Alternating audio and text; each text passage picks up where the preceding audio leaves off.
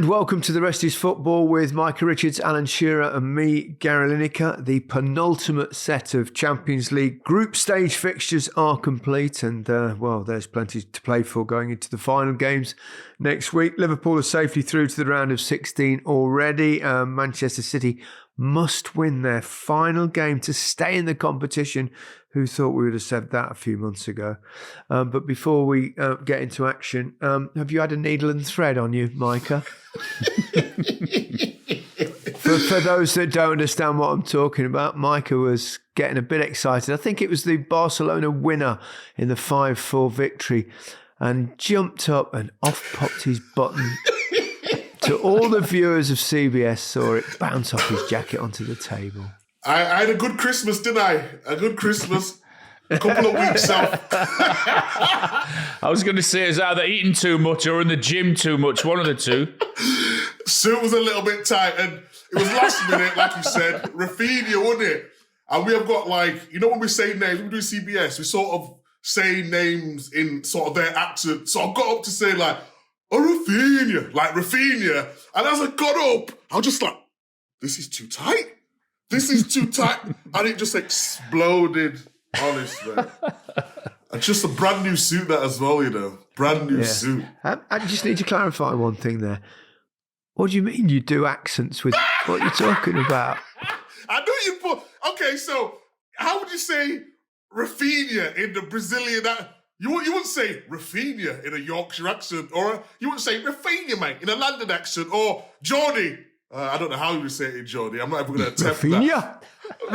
But in Brazilian, Rafinha. So do you do that on air, or are you just while you're messing about back? No, I do that on air. When we're talking through the get like Mendes through plays for PSG. It's not Nuno Mendes. Nuno Mendes. Nuno who? Nuno Mendes. Oh, you get lessons for that, do you? It's the closest resemblance you'll ever get to a Brazilian footballer, Micah. And Alan, you were at Anfield, weren't you, for the Lille game on Tuesday night, co-commentating? Yeah, for Amazon, it was. It was a brilliant atmosphere. But Liverpool were the better team, created them more chances, didn't play that well, but like so many times again, they've just found a way to win. I thought, and that's the impressive thing. Made 3 or 4 changes before the game. Yeah, and it was okay. They just did enough. Liverpool again. It wasn't easy for them because I think Lille 21 games they had gone into that game on Tuesday night against Liverpool unbeaten, which tells you how difficult it was going to be. So, but I think that was certainly a sign that Liverpool didn't have to play that well, like going in against a team that are really on form and still win the game. All those Liverpool fans kind to you, Alan? Yeah, they don't mind me at Anfield. I quite like Liverpool and Anfield. You don't get stick when you go Anfield now. I thought you'd get a bit of stick. Not really. It's all right. I go to Anfield quite a few. I used to live like 20 minutes from Anfield, so I was there quite a bit when I was there in Southport and Formby when I played for Blackburn. So I quite like Liverpool. I mean, 7 games, 7 victories, conceded only 2 goals. They're relentless this season, Micah. I still think they've still got another year to go. I said it. I think what's getting them over the line at this moment in time is the quality they have within the squad. Harvey Elliott coming on. We've talked about the front 5 that Liverpool have. They've had a little bit of difficulties defending at times. Obviously losing Konate and losing Gomez. Then Kwanzaa coming in, but they just find a way to get it done. I think that's what, times when City have won a league before or they've won big prizes, they play well, but in big games they just found a way to win. And I think that's what Liverpool are doing right now. The confidence is so high within the camp. And even the games where they're not playing that well, they're like getting draws. They're not losing, are they?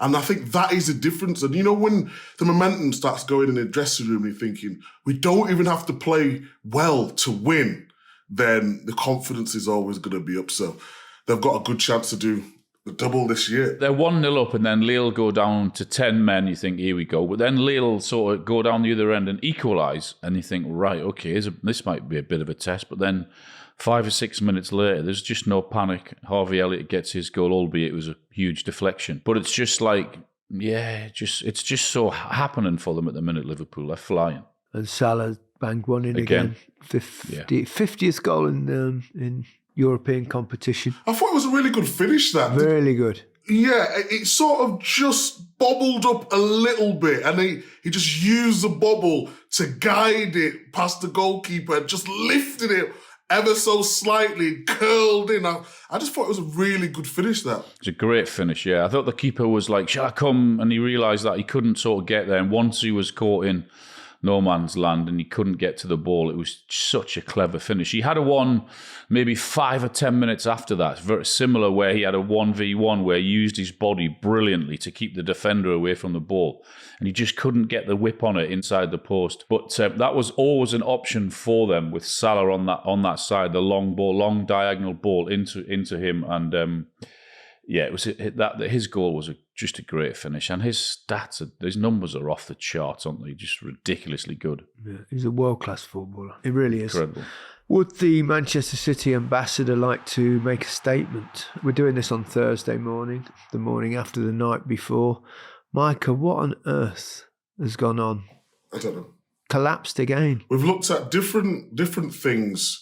Well, we all know what's going on, but it's more the mentality more than anything. And I never really question people's mentality, because they go 2-0 up, and it's almost like, I was thinking, against Feyenoord, the 3-0 up, are they going to capitulate again? They had the Brentford game just last week where the 2-0 up. And then I was doing the analysis, it's not body language, but I just think it's energy. I think up until about 70, 75 minutes, they did all right in terms of, I thought they defended quite well, in one-on-one situations. So you got Matheus Nunes playing right back, and you got Guardiola, who's had to do a lot of defending. He loves to go forward. And I thought they dealt with it all right in the first half, maybe until Dembele came on the game. And then as soon as PSG injected that pace into the game, it's almost like they didn't know how to deal with it. The space between the midfield and the defence is stark. And I think the forward line also, they don't press. And when they press, they just go alone. Everyone's going in ones or twos. There's no cohesion the way they press. Positioning on the ball when they tactically, they build it up with 3 at the back. So when Rico Lewis comes on, or if Guardiola's playing, or Matheus Nunes. So inverted fullbacks to get the ball in midfield, to get an extra man in midfield, so it gives them a better chance of stopping the counter-attack. But what happens is, when they lose the ball, they're running back into fullback position, which leaving even bigger gap in the midfield. I just couldn't believe what I'm seeing. And then it's like, okay, have you got the mentality to see out the game? They get one back, okay, can we defend? If they get the second one back, you're like, okay, well, take a draw. A draw's not the worst result in history. And then you go and concede 2 more goals. I mean, it's bleak. It's really bleak. And I feel sorry for him. They're lacking legs in midfield, Micah. Mm-hmm. Massively. Yeah, I totally agree with you. But it's one of those where I feel sorry for them, because they're trying to do things that they was doing last season and previous seasons, but they just can't do it anymore. And it's exactly what you said, Alan. They've just not got the legs anymore to do it, have they? Do you think they are trying to play like they look so far tactically from the team that I've watched for the last few years. In fact, every Pep Guardiola team, because that high press now is non-existent. And it's almost as though they've become a counter-attacking team. I mean, how often do we see City completely dominated in possession terms? And they were last night. PSG were the team doing all the pressing. PSG were the team that was entrenched in the last third of Manchester City's side. So it's sort of unfathomable what's happened in a way, but it does look like a big energy issue and maybe a massive drop off after so much success. Who knows? It's strangely fascinating, though. Because, Pep's on about the injuries. When you look at their team last night, and it was like Edison, Vardiol, Diaz, Akanji, Nunez was the right back, but he's cost, 50 million? And then the midfielders, De Bruyne, Silva, Kovacic. And then you've got Foden, Savinho, Haaland. I mean, goodness me. I know they still have the Rodri issue, but that is still a very, very good team. And for them to capitulate like they did when they were 2-0 up is, they're miles off it. I know we said that the result, they've had a couple of really good results, but that tells you that they're still miles off where they want to be. How do you fix it? Well, you bring fresh energy into the team. So I know that. Just go and spend 400-500 million on some more players.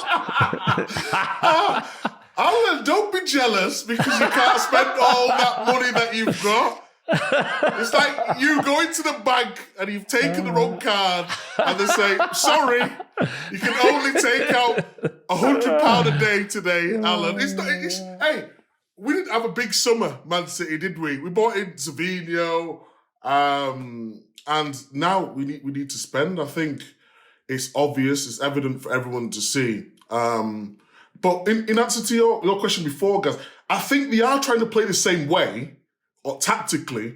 So they're pressing, and then they're not making the press. Then they're just retreating because they've not got the legs. And then when they all go, it's almost like, oh, we can't all go here because, we can't get back. So I think the tactics are the same. I just think teams don't fear them like they used to. And Jack Grealish's interview afterwards, did you hear Jack's interview when he said, it's really surprising because we've got all of our players are really so good at keeping hold of the ball. And you'd think when they sort of go 2-0 up, but they couldn't get the ball. Once they got it, they were pressed and they just gave it straight back to them, or PSG took it off them. Because we say about, all right, they might not be able to press like they did, but still, you'd think they'd keep hold of the ball better. Do you think his job's under pressure? Behave yourself. I jest. It's sad to see, though, isn't it, guys? I mean, we don't want Man City to, well, I do, but we want them to win everything all the time. But, I mean, the fall from grace has been so big. It's been so dramatic. It's like, I'm going to work, and I'm normally going to work gloating, giving it all, big, shoulders out and all this. And yesterday when I was working, I was thinking, we're going to lose this game. I could feel it. After the first goal went in, I was like, oh my God. Dembele was taking the mick. He was going left. He was going right. I was like, set pieces were not great. I just think... Are they going to qualify or what? I mean, what a game. Yeah, they're at home against Brugge, or Bruges, or Brugge. Depending if we're doing accents, it's Brugge. It'll be an absolute bugger if they don't get through. No, I can assure you now, I'll do another one. Oh, here we go. Bruges have been on a tremendous run. But here's what I'll do for you. If Man City don't win that game, I'll do match of the day naked. What? You're off your fucking rocker, by the way. You are... That's how much I believe in my team. You've just seen them concede 4 goals like they have done, and you're prepared to say that against a team that are 3 points ahead of them. Because I'm a true fan. That's what happens. I stick with my team through the highs and through the lows. None of this fickle nonsense. Would you mind going naked on CBS instead of Match of the Day, please? Yeah, please. I can't cope with that. This next to me, sat there. Just before we got, he's not going to strip, is he? No. Breast sent me a shirt, by the way. Have they? They sent me a shirt for those who can't see it. It won't be big enough to get your breasts in them. Breast lover, it says on the back. Look. Number 2, Breast Micah lover. Richards, breast lover. They sent me a lovely little note to thank me. That's nice. Very nice. Suits you, Micah. Maybe you could wear that if, wear something, crikey. I mean, City keep getting their pants pulled down, and now you're offering to do it yourself. Let's see if they turn it around. Now, let's move on to Micah's other team. They're having things much more comfortable. We've got Liverpool in first place and Arsenal in third place. It is fascinating. I mean, this format has really worked. Definitely. I think it's been a huge success. I think there's so many games that have been brilliant, and there's so much riding on them in the last night's, and certainly next week's. There's so many that can qualify, and so many that can. It's so great, I think, so to look forward to next week. So without doubt, this format for me has been much, much better than the previous. Even last night, just watching as the goals goes in and one team moves up. I mean, it's such a massive league as well, isn't it? With 36 teams in it. So 2 teams with no points. But apart from that, I mean, even teams like Bayern are struggling. Real Madrid are struggling. I mean, there's going to be a lot of big teams, in that middle slot that have to go into that 2-legged playoffs. I mean, you could easily have the giants playing each other. The draw is, all the games are played on one day, aren't they, next Wednesday? 18 matches. And then the draw is on the Friday, which they've slightly changed, because at one point it was going to be 9th against 24th and 10th against 23rd and so on and so forth. But now I think it's the teams that finish from 9th to 16th or 17th play against the teams below that. They have a draw from the top section to the bottom section, which I don't think originally was the case, but there could be some big games in that. I don't think Arsenal will be in that draw. I think they'll be fine. Another win last night. They've only conceded 2 goals like Liverpool. Do we think Arsenal could be a shout for the Champions League? I think the tournament's a little bit... Definitely they've got a chance. Yeah, I'm looking at the teams. I think Inter are still strong. Have you seen Inter's goal difference? No, what is it exactly? It's 8-1 in 7 games. So they're 4th in the, they're kind of same points as Arsenal. 16 points from 7 games, scored 8 goals. Wow. And only conceded 1. I mean, they're a stingy team to play against, they are. They are, but they play with that system, don't they, with the 3 at the back.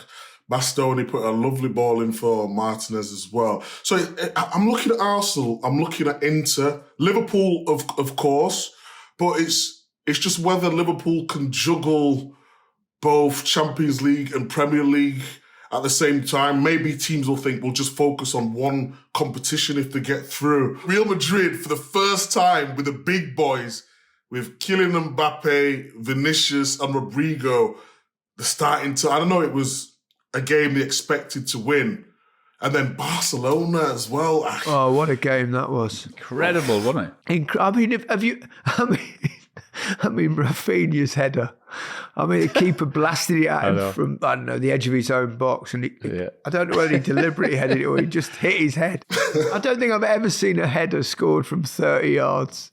There's no way he could have deliberately meant that, could he? I mean, the pace it came at him, and then it was like, oh my God, how on earth has that gone in? It's unbelievable. I mean, God, blimey, 4-2 down and snatching it in the 96th minute. Arsenal are actually 3rd favourites for the competition. So, So you can. Liverpool are favourites now. Real Madrid's 2nd favourites, even though they've struggled. And Arsenal are actually 3rd favourites. They have to have a chance of winning. I mean, they're a very, very good side. They don't concede that many goals. We've talked this season about lack of goals from open play, but they managed to bag a few yesterday, as you would expect, against that opposition. But they've got to be a contender, surely. Obviously, they've never won the Champions League either. Yeah, I understand why they're that. I'd be surprised. I wouldn't have them as 3rd favourites. I know it's like it's similar to the Premier League in terms of it being a really weird situation where some of the big teams you'd expect to be right up near the top of the league and they're not. So I wouldn't have that much confidence in them. But they would make it really, really difficult for any side that comes up against them. Then it'll be tough for them because they're a good side, Arsenal. Who would you have above them as? I would still think possibly Real Madrid. I'd still think Barcelona, Liverpool and Inter. Bayern lost again, didn't they? Was that 3-0, wasn't it? Yeah. Real surprise result that was, wasn't it? Against Feyenoord. Feyenoord are not bad though, on the counter attack and transitions, but it's a game you expect Bayern to win. And obviously we was doing the other game, but you're keeping a little eye on that game too. And they had some big hitters playing Bayern. It's not like they rested a few. Well, they can't afford to, can they? They're not guaranteed. Well, they're certainly going to struggle to get into the top 8. Very unlikely, I would think. Let's discuss a few more games after we take a little break. Welcome back to The Rest is Football with Alan Shearer, Micah Richards and me, Gary Lineker, looking back at a fascinating 2 days of Champions League football. And wow, big night for Celtic. It was a game that they knew if they won, they were almost certain to qualify for the playoff stage. Well, they left it late. They had loads of chances. Having said that, Kasper Schmeichel pulled off 2 or 3 absolutely fantastic saves from the great man. And Celtic got their victory. And, the crowd went mad when they scored because they had a few misses, particularly in the first half. I didn't see a lot of the game. I just saw the bits that were coming through. Was it right that they had 3 disallowed and they missed a penalty? In the first half, yeah. Yeah, it's like... it was mad. And it wasn't like they were obviously disallowed immediately. They all went, it was one after the other went to VAR. Yeah. And they were the right decisions. And then they missed a penalty as well. It was quite extraordinary. So I was flicking around between games, and a brilliant result for Brendan Rodgers, and a reminder to all those Leicester fans that wanted to get him out. We had a top-class manager then. Be careful what you wish for. I can imagine the crowd up there last night going absolutely berserk. And I think this is, or certainly Celtic are one of the clubs that will benefit from this new format, because I always felt that they could get into a playoff. And with that crowd and with the way it is up at Celtic, then it'll be whoever's going to draw them. It'll be a tough game for them, particularly there. Did you see the goal? I saw the goal last minute, wasn't it? Own goal. Yeah. It doesn't matter how they go in, though, does it? It doesn't. It's all like there was so much relief after the huffed and the puffed in the first half, and then he actually does really well, Ida, and then gets his body round. You think he's just going to open up and slide it. He thinks he's missed. And then the defender, big daft student. Someone, I'd do that, running back. He just can't move his feet in time and just score an own goal. I was devastated. But I was buzzing for Celtic. Like you said, it's exciting, really exciting. This is why we love the format. Exactly. And just to give it a bit of perspective, they're level on points with Dortmund, Bayern Munich, Real Madrid and Juventus. In fact, only 1 point separates 8th to 18th. So a win on the final day, you can jump a long way forward. Oh, it's going to be madness, and the final day, everyone's playing at the same time on the Wednesday. Yeah, I think on that one, and the TNT do, as did BT when I was there. They do the goal show, and I think that might be the way to watch that night, because they cut to each goal, and you keep on top of it. I think that might be a big night for that particular channel on TNT. Would you want to pick out one game? Man City, yes. Oh, come on. If we lose a route, if we lose or draw a route, we need a win. If you lose, you're getting them out. Blow for Villa played on Tuesday, early game actually. I often forget about the early game, and I came down and I thought, I'll see what's happening. I'll watch the build-up, and I thought, so I only saw the second half, but... It was a little bit of a bland, sluggish display. Yeah, I didn't see the game because I was heading up to the stands and just seeing the score. But from the tiny bits that I did see, they looked a bit tired, a bit leggy. Did the Aston Villa? They had chances though, Alan. They had 3 or 4 really good chances. Ollie Watkins went close. Morgan Rogers was very close to scoring as well. So they did have their chances, and a draw would have been a really decent result there, wouldn't it? Yeah, it would have been. But you expect that. Like we've said many times, juggling the Premier League and the Champions League, it's not easy. Alan said there about energy. Sometimes I think that's why they're trying to get numbers in. I think they've dealt with it really well. I think at the start of the season, if you said Aston Villa would go to these places, look like they're going to get a draw or trying to nick a win, you'd be so happy with what they've achieved. It's just because of the standard that they've set. So I think they are where they're supposed to be. You're going to get ups and you're going to get downs, but they're competitive, and I think that's the most important.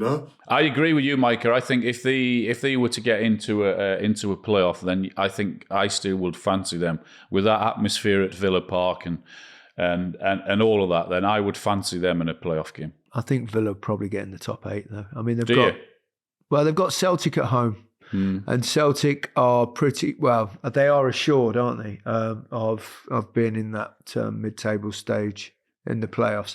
So Villa at home be rocking, massive game to get in the top 8, and actually be really good because the Premier League would have 3 teams in the top 8, and that would be really good in terms of securing a 5th Champions League spot for next season. So maybe you'll be particularly keen on that, Alan, with where Newcastle are lurking in the table currently. Yeah. Oh, lurking? Hold on. That would be very favourable. Winning the league? Oh, Champions League, but 5th is good enough now, is it? You've changed lads, your tune. I never brought Newcastle into this conversation. Just all right, just before you start.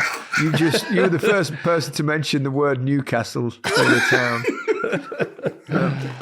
I mean, Villa will be favourites to me. If they win that, they're assured, I would think, of...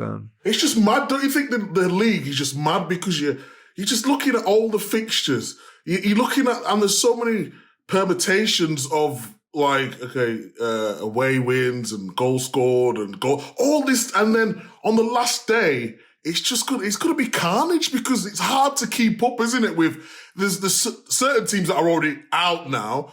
There's only certain teams who could get into the 8. There's certain teams who could get to the playoffs. It's so difficult to keep up, but it makes it exciting, Been a massive transformation. And every game really counts. Whereas normally in the group stage, who's going to go through before. I mean, it's very rare that one of the big boys didn't miss out, but there is a possibility of that in some ways now. I know we talked briefly about Barcelona, but they're one of the teams right at the top of the table. I mean, they are slightly erratic side, but I've watched a lot of them this season, and they're a little bit hit and miss, but they play some wonderful football going forward. But you expect them, because they've got hardly any experience in their side beyond, obviously, Lewandowski. But when they beat Real Madrid in the Super Cup a week or 2 ago, and they saw some celebrations in the dressing room, and it was almost like it looked like a creche. They're all so young. I mean, they've so many. I mean, they're more or less children. You got Lamine Yamal and Kubasi and Balde, and it goes on and on. What about him, Lewandowski, man? It's like just no 37. Sign of slowing up. It's incredible, isn't it? But Gaz, the way they play at times is criminal. Oh, it's crazy. The high line, Alan, I'm telling you, is worse than what Liverpool used to do under Klopp. It is literally on the halfway line. Someone's about to kick the ball and they don't even run back until the ball's 2 or 3 yards behind them. It's ridiculous, but they've got players going forward to hurt you. If you think Tottenham play high line and brave, honestly, they're on another level. It's fantastic to watch, but it's nuts. Nuts. I mean, nuts. They will stay high even when there's zero pressure on the ball. I mean, it goes against everything that you were ever taught. Everything. But it's mad to see it because they concede a goal from it early doors. And you know what? And you know what the manager wants you to do, and you know as players, but you're thinking, let's just give ourselves half a yard at least. They just do the same thing over and over again and concede the same goal and then expect Yamal or Rafinha or Lewandowski to score, but if they would have won the tournament, they're going to have to sort that out. They've been doing that all season, and for the first couple of months of the season, it worked really well. They were going miles clear, scoring loads of goals in every game. But the last couple of months, they've really, slipped. They've let a big lead go. Now Real Madrid and Atletico look stronger than them. A lot of inexperience as well in the side. So I think there'll be a bit of hit and miss. I mean, Hansi Flick, that's his style of football. It didn't really work with the national team when he was in charge there either. There were times where you thought you can't play that way. But he's bought into it, and it's a bit like the Postecoglou format. It's bloody entertaining. It really is. I just want to give one quick mention because there was a Europa League game played yesterday, and it was Besiktas. They played against Athletic Bilbao. And Ole Gunnar Solskjaer was in charge. And they won 4-1. He's back. What a start. Ollie's at the wheel. Ollie's at the Turkish wheel. It's not a bad start for him, was it? I'd like to give a quick shout out as well. Simeone, Atletico Madrid. Yeah. 10 men. It looked like the game was done and dusted against Leverkusen, who we know how good they can be and have been. With 10 men, absolutely dominated the second half in terms of, and they made it horrible. You know what Atletico do? They make it horrible. They want to get tight here. They want to argue with a little bit, I don't want to say diving, but making most of challenges. And then Alvarez scored a couple of wonderful goals. He really, City do miss him. But I just thought 1-0 down, 10 men, and then you go back and win the game. Yeah, they showed immense character in that game. Yeah, Simeone's something else. I mean, must be the longest serving manager or coach, whatever you want to call it, in European football now, I would think. He's been there forever. I like him though. I would love to see him in the Premier League, I would just want to see how he could shake things up a little bit. He's got a great attitude, isn't he? His attitude's bloody brilliant, isn't it? It's just, imagine him on the touchline, week in, week out. And everyone's talking about, we have got to play football a certain way because Pep Guardiola has changed the game. Unbelievable. But there is different ways to play football too, that nobody seems to respect. And I would love to see how he could do over the course of a season, because we see him in Champions League, don't we? In one-off games where we got to be super tactical, but in a 38-game league, I would just love to see him in the Premier League to see how he would fare. Absolutely. From what I hear, he's earning an absolute fortune, so I'm not sure it'll probably happen. And but he's brought much success to that football club. Micah, I know you've got to go to a tailor to repair your jacket, so we'll call it a day there. And we'll be back on Monday reviewing the weekend's football and the big game at the weekend, perhaps Man City, Chelsea maybe. Lots of good fixtures for us to discuss then. But for now, goodbye from me. Goodbye from me. Goodbye from me. Have a great weekend.